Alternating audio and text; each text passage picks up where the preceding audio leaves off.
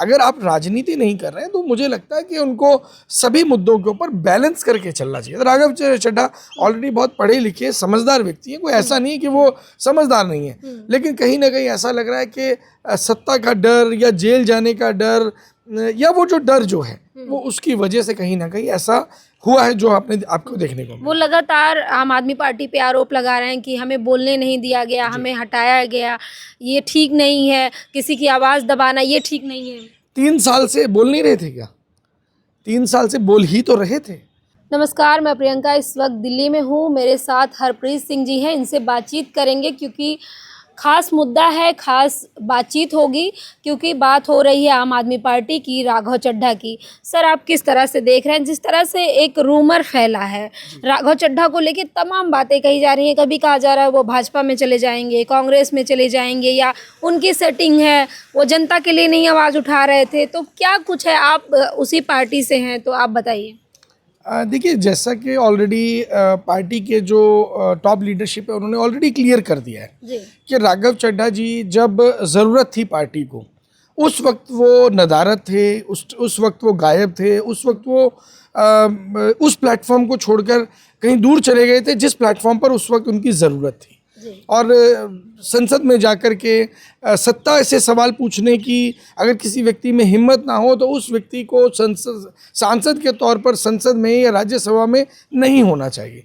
तो बस यही सब है, और कुछ इसमें कुछ बहुत स्पेशल या कोई अलग से चीज़ कहने के लिए नहीं है। लेकिन यकीनन अगर पार्टी ने आपको मौका दिया, पार्टी ने आपको एक सेफ सीट से एमएलए के तौर पर जिताया, पार्टी ने आपको राज्यसभा के अंदर भेजा, आपके पास अपना कोई जन आधार नहीं था, आपके पास में कोई अपनी टीम नहीं थी, आपके पास कोई अपना पर्सनल फंड आपने नहीं लगाया, हर चीज़ में जब पार्टी ने आपको सपोर्ट किया, लेकिन जब पार्टी को ज़रूरत पड़ी तो आप उस वक्त नहीं थे। तो ये चीज़ें जो है मुझे लगता है कि केवल आम आदमी पार्टी में नहीं, किसी भी पार्टी के अंदर कोई भी व्यक्ति, उसे अगर आपने किसी को चुन लिया तो अगर आप किसी के साथ खड़े हैं तो आप स्टैंड लीजिए, या तो आप खड़े हैं या आप खड़े नहीं हैं। तो क्या आम आदमी पार्टी, तमाम लोग कह रहे हैं कि आम आदमी पार्टी को उनकी लोकप्रियता से खतरा था, उनकी बढ़ती पॉपुलैरिटी से खतरा था, क्योंकि वो चर्चाओं में थे, जन समस्याओं को उठा रहे थे। देखिए, बात यहाँ को इसको ना थोड़ा विश्लेषण करके समझना होगा।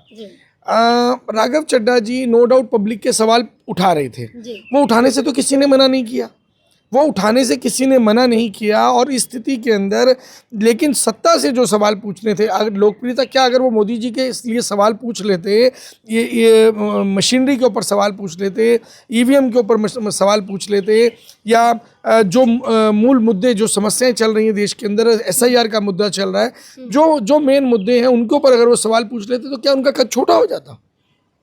लेकिन उनका कद छोटा नहीं। वो चाय के लिए बोल रहे हैं, समोसे के लिए बोल रहे हैं, वो आए दिन जो रिचार्ज महंगा हो रहा है इसके लिए बोल रहे हैं। तो वो कहीं ना कहीं राघव चड्ढा कह रहे हैं कि मैं घायल हूँ, मैं घातक हूँ। ये बताइए। देखिए, मैं एक चीज़ पूछना चाहूँगा।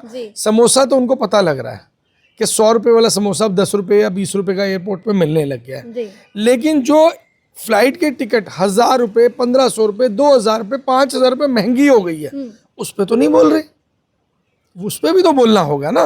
तो आप केवल वही मुद्दे बोलेंगे कि नहीं मुझे तो सिर्फ वोट बैंक को ट्रिगर करना है, तो फिर आप सीधा कह दीजिए कि आप राजनीति कर रहे हैं। अगर आप राजनीति नहीं कर रहे हैं तो मुझे लगता है कि उनको सभी मुद्दों के ऊपर बैलेंस करके चलना चाहिए। राघव चड्ढा ऑलरेडी बहुत पढ़े लिखे समझदार व्यक्ति हैं, कोई ऐसा नहीं है कि वो समझदार नहीं है, लेकिन कहीं ना कहीं ऐसा लग रहा है कि सत्ता का डर या जेल जाने का डर या वो जो डर जो है वो उसकी वजह से कहीं ना कहीं ऐसा हुआ है जो आपको देखने को मिला। वो लगातार आम आदमी पार्टी पे आरोप लगा रहे हैं कि हमें बोलने नहीं दिया गया, हमें हटाया गया, ये ठीक नहीं है, किसी की आवाज़ दबाना ये ठीक नहीं है। 3 साल से बोल नहीं रहे थे क्या? 3 साल से बोल ही तो रहे थे। अगर आप 3 साल से बोल नहीं रहे होते तो आपको तो तुरंत उसी टाइम बोल दिया जाता कि आप मत करिए। आपके पास पूरे पंजाब का चार्ज था। आप जब चुनाव लड़े गए, पंजाब के जीते गए, तो उसके बाद में जो है आप वहाँ पर 2 साल तक, लगभग 1.5-2 साल तक पूरे पंजाब को आपने ऑपरेट किया। उसके बाद में दिल्ली जल बोर्ड का पूरा चार्ज आपके पास था।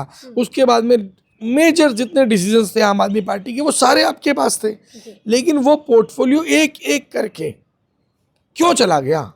ये सवाल तो राघव चड्ढा जी को अपने आप से पूछना चाहिए, इसमें कोई और व्यक्ति सवाल का जवाब नहीं देगा। और ये तर्कपूर्ण सवाल है, क्योंकि तर्कपूर्ण सवाल ही इंटेलेक्चुअल लोगों को या पढ़े लिखे लोगों को समझ आते हैं। जी। आखिरी सवाल है सर, क्या लग रहा है कि राघव चड्ढा बीजेपी में चले जाएंगे? देखिए, इस पे मैं पार्टी के स्टैंड पे तो कोई बात नहीं कहूँगा, लेकिन मेरा निजी राय ये कहती है कि शायद राघव चड्ढा जी की राजनीति जो है वो समाप्त हो चुकी है। अब राजनीति नहीं कर पाएंगे? देखिए, उनके राजनीति में ना कुछ चीज़ें जिनको हमें ध्यान देना होता है। जन आधार, जी, जन आधार चाहिए होता है, एक टीम चाहिए होती है, वोट बैंक चाहिए होता है, कैडर चाहिए होता है, कोई मुद्दे चाहिए होते हैं, और मुद्दे भी ऐसे मुद्दे जिसमें जनता आपके साथ लड़ने के लिए, चलने के लिए, साथ देने के लिए तैयार हो। तो राघव चड्ढा जी के पास में अगर आज बैंक बैलेंस है, पैसा है, तो केवल पैसा जो है वो राजनीति के लिए वेल इनफ नहीं होता है। पैसा चाहिए, ज़रूर चाहिए, पैसे के बिना भी राजनीति नहीं हो सकती, लेकिन केवल पैसे से राजनीति नहीं हो पाएगी। अभी आप राज्यसभा में सांसद है, थोड़े दिन बाद अगर आपकी सदस्यता चली जाती है, तो उस स्थिति के अंदर आप आने वाले समय में राघव चड्ढा जी की राजनीति को पूरी तरह समाप्त होते देखेंगे। और भारतीय जनता पार्टी के साथ बड़ा स्पष्ट है, ये किसी व्यक्ति को तब अपने साथ लेकर आती है जब किसी पार्टी को, पार्टी विशेष को समाप्त करना होता है, खत्म करना होता है। जब कोई व्यक्ति डूब रहा होता है तो डूबते हुए जहाज को भारतीय जनता पार्टी कभी अपने साथ नहीं लेकर आती। तो देखिए, सर ने बहुत बड़ी बात कह दी है। जिस तरह से राघव चड्ढा को लेके कहा जा रहा है, अभी हालांकि बात खुल के सामने नहीं आई है कि वो बीजेपी ज्वाइन करेंगे या किसी और पार्टी में जाएंगे, लेकिन आम आदमी पार्टी में उनके लिए नाराज़गी है। कहा जा रहा है कि वो पार्टी की गाइडलाइन से हट के तमाम बातें कह रहे थे, इस तरह के सवाल जो सीधे सरकार से पूछने चाहिए वो नहीं पूछ रहे थे। आपको क्या लगता है? कमेंट बॉक्स में अपनी प्रतिक्रिया जरूर दीजिएगा। धन्यवाद।